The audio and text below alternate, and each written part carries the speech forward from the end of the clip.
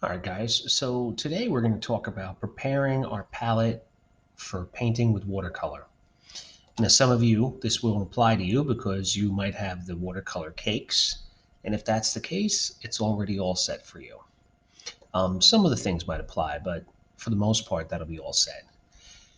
For others that have tubes, let's talk about how to use the tubes. Now, the first thing I'm going to do is I am going to eliminate white and black. Okay. We want to try to avoid using white and black unless it's absolutely necessary. So I'm going to stick with these colors right here. Now, when you're going to be putting the paint onto your palette, watercolor is extremely condensed. We want to put very little paint onto our palette. It's going to be about 90 to 95% water and 5% pigment. So I'm going to choose one little corner of my palette. I'm going to press my tube to the palette itself. I'm going to do a very small squeeze. And I want to get a little dot about the size of the cap. Okay, so about the size of my cap. Now, some of you have larger caps. These are very small. You need a very little amount of paint. Okay, let's bring that up. That's about the amount of paint that I'm going to need. Now, there's two reasons why I love watercolor as far as the paint goes. I mean, I love painting with watercolor, but it's inexpensive. A set of watercolor paint like this will last me. I could probably make like 100 paintings with just this one little set. So it goes a long way.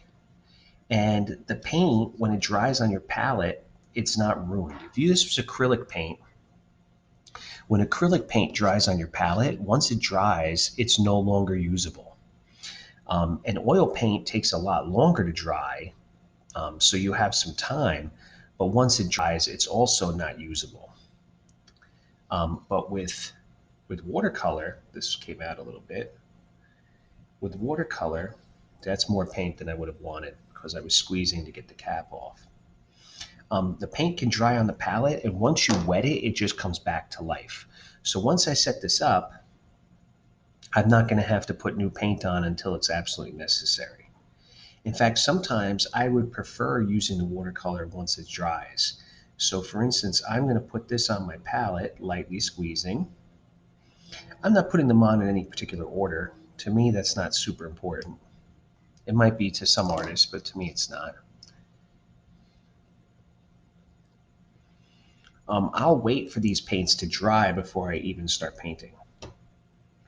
If you get watercolor pencils, and some of you might have gotten those, might have gotten watercolor pencils, um, essentially all that is just dry watercolor inside of a piece of wood. And that's what a watercolor pencil is. You know, if you wet the watercolor pencil, it's going to turn into paint. So this is how we set up our palette. Now, if you want to save the larger wells for the colors that you think you're going to use the most of, so if you're going to be doing a painting with lots of grass, maybe you want to keep yellow, black, and green in the larger spots. I think I'm going to kind of use a little bit of everything. I'm going to leave one empty in case I need to use black at the end. White, we're not going to use. White, the one challenge for watercolor, one of the challenges, is planning ahead. With watercolor, anything that's going to be white, you want it to be the white of the paper. We use this white paint only if it's an absolute emergency. Okay, we don't use it if we want something to be paler. You just simply add more water. All right, and black we save for the very end. We don't use black right away. A combination of blue and brown will make a pigment that's very, very close to black. Okay, so we save the black only if needed. So don't put white and black on your palette. These are the colors we want to put on. This is what your palette should look like. This is actually plenty of paint to get started. You might not need more of this for your first painting. This might be just enough. All right, so again, this is how your palette should look. That's the right amount of paint.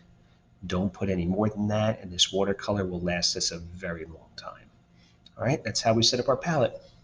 Thank you.